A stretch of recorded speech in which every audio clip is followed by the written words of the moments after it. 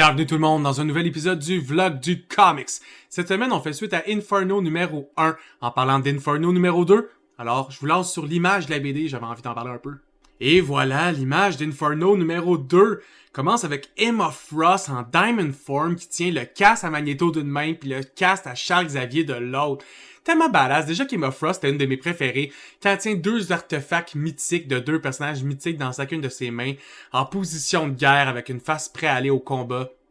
Bref, j'avais hâte de commencer à lire. On y va tout le monde.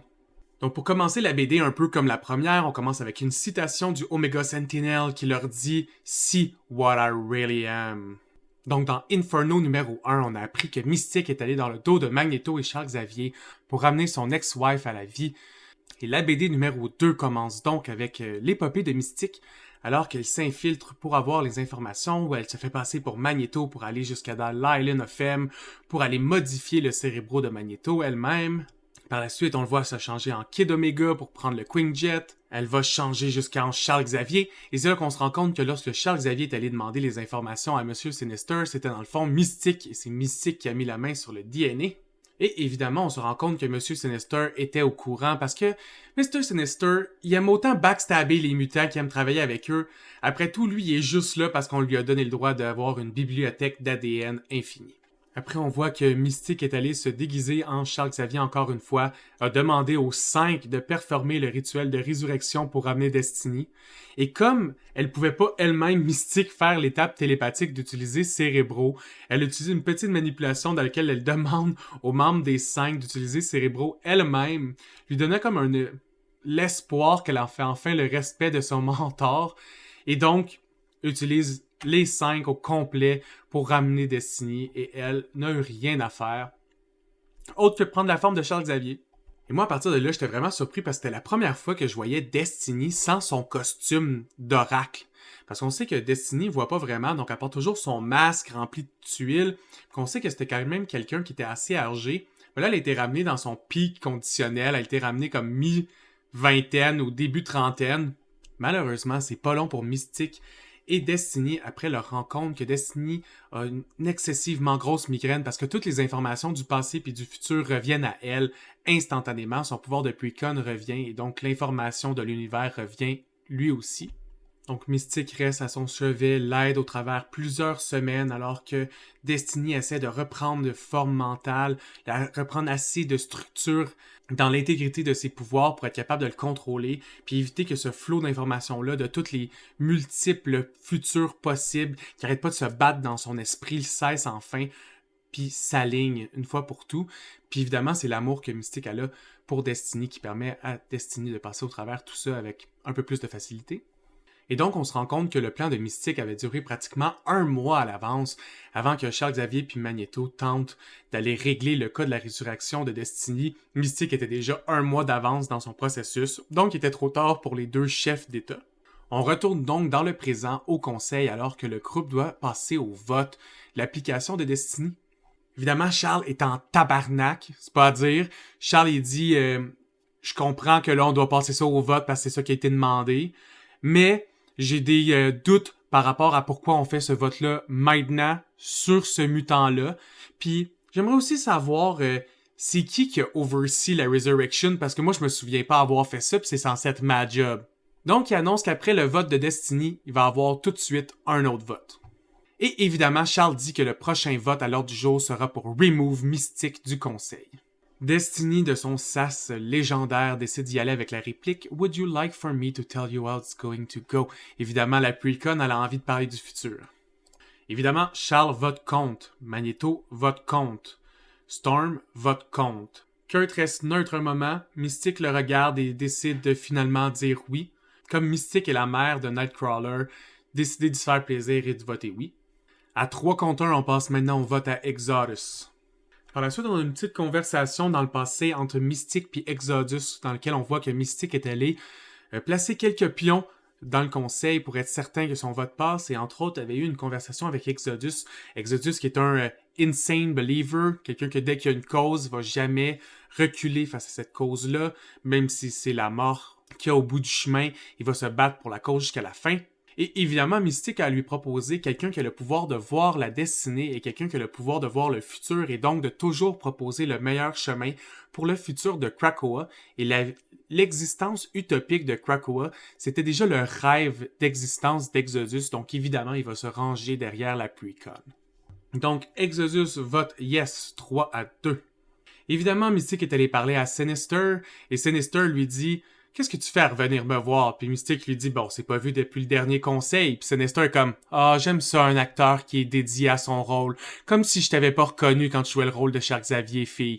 Moi, je sais faire la différence, je suis un génie. » Et Mystique convainc Monsieur Sinister avec l'argument le plus simple pour convaincre Mr. Sinister, c'est que dire oui à sa proposition va faire chier Charles Xavier puis Magneto, donc Mr. Sinister dit « Je suis d'accord avec ton plan. » Et he also votes yes, qui rend le compte à 3-3. Mystique vote évidemment pour et Kitty Pryde vote contre. Le vote est maintenant 4-4 et le vote passe à Shaw. Et Mystique utilise un peu le même stratagème sur Mr. Shaw qu'elle a utilisé sur Mr. Sinister, qui est de lui dire qu'elle sait que Emma Frost va dire non. Et donc lui, il va dire oui, parce qu'il aime bien s'opposer à Emma, qui sont deux némésis dans le conseil. Mais ce que Shaw savait pas, c'est que Mystique a toujours plus d'un tour dans son sac, et donc avait une entente avec Emma pour que Emma vote oui, elle aussi, alors que Mystique est allé voler un objet qu'Emma voulait. Donc sans poser d'autres questions, Emma vote oui. Destiny qui dit que c'est « good to be back and even better to be wanted ». Destiny regarde alors Charles dans les yeux et lui demande s'il veut toujours continuer avec son vote du renvoi de Mystique, et Charles décide d'ajourner la séance sans y aller avec le vote. Le conseil maintenant terminé, on embarque sur la forge d'Orkis alors que les scientifiques continuent leur tentative de développer une arme complète anti-mutante. Sur la forge d'Orkis, on voit aussi qu'ils travaillent sur un expériment pour essayer de connecter leur base à une opération de Terra Nodé, qui est une autre des ennemis que possède Krakoa maintenant, qui est une forme un peu, une plante sentiente qui prend un peu une forme parasitaire envers des êtres humains qui ont un peu un contrôle d'un pays sur la planète. Ils sont devenus avec le temps des ennemis de Krakoa. Eux et Orkis ont team up ensemble, et on voit aussi Nimrod avoir une conversation avec une autre forme androïdale. Et la forme androïde parle d'un processus où Nimrod fait des simulations dans sa tête pour continuellement s'âger, avoir de plus en plus d'expérience qu'il ne peut pas vivre comme il se fait pas attaquer à chaque jour. Ben, il fait juste vivre des simulations d'attaque dans sa tête constamment pour se donner plus d'expérience. Et le robot lui finit par dire « Je pense que tu as enfin atteint le point où tu dois être, Nimrod, pour être capable de me voir ce pourquoi je suis réellement. » Et tout de suite après, on passe dans une autre scène dans les BD, donc je me demande qu'est-ce que ça va vouloir dire. Évidemment, c'est facile de s'en douter que Moira est en tabarnak, que Destiny is back, elle brise du verre, elle crie après Charles, et comme comment c'est possible? Charles prend donc le temps d'expliquer à Moira que malheureusement Mystique et Destiny avaient un pas de plus dans leur plan que eux étaient rendus, et donc se sont fait prendre de court. Mystique a fait un vote pour la place de Destiny, puis malheureusement le conseil a laissé ça passer 6-4, ce qui semble complètement abasourdir Moira. Charles dit que malheureusement, ils n'ont pas pris en considération que Nightcrawler voudrait faire plaisir à sa mère et que Exodus, qui a toujours été un fan des prophéties, retournerait dans ses bonnes vieilles habitudes, quoi.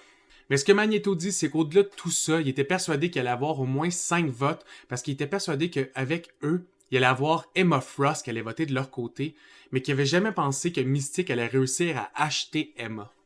Évidemment, Moira, ce qu'elle a peur, c'est que maintenant que Destiny et Mystique sont réunis ensemble, c'est qu'une matter of time avant que les deux décident de tuer Moira ou Charles et Magneto, ou que Charles et Magneto n'aient d'autre choix que de tuer Mystique et Destiny. Évidemment, Magneto dit qu'il aurait probablement les pouvoirs nécessaires pour tuer Destiny, surtout que Destiny a un masque en métal. Je veux dire, pour Magneto, c'est juste de serrer fort rapidement. Mais qu'il va probablement jamais le faire parce que Destiny, malheureusement, elle a été votée selon les règles de Krakoa. Puis pour Magneto, Krakoa, c'est son utopie à lui aussi. Puis il a pas envie de la ruiner juste pour les désirs de Moira, autant important que Moira peut être. Ce qui rend Moira encore plus en crise, ce qui finit par crier que Magneto a à faire quelque chose. Magneto dit plutôt que le plan devrait être de proposer quelqu'un à leur tour pour le dernier siège vacant au conseil et d'y aller un peu d'un côté transactionnel.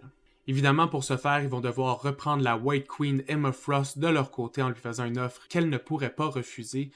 Et probablement, lorsque Charles Xavier dit qu'il veut offrir la vérité au conseil, c'est qu'ils ont probablement dans l'idée de mettre Moira sur le conseil comme dernière place.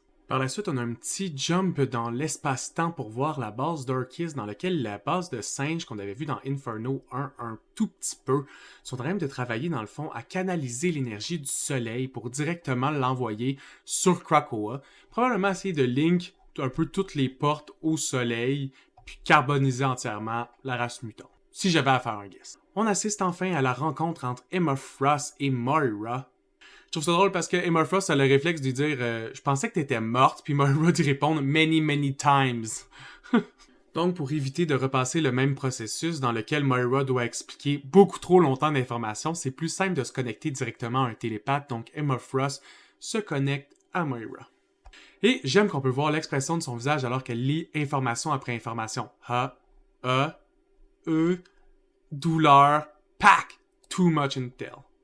Moira a tellement vécu de vie que pour Emma Frost, c'était juste inimaginable. Ça l'a complètement brouillé son esprit au point où elle a faint un peu.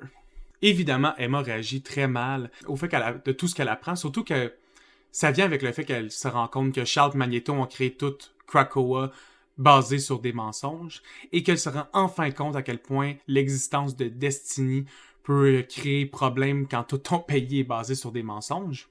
Puis qu'elle dit, face à tout ça, je me rends compte de qu'est-ce que je vais devoir faire face à ma position comme membre du gouvernement, face à ma position comme mutant, mais vous deux, vous aurez plus jamais ma loyauté, vous êtes des mardes. On arrive au conseil le lendemain dans lequel Charles Xavier va proposer la candidature de Moira, et évidemment on passe au vote.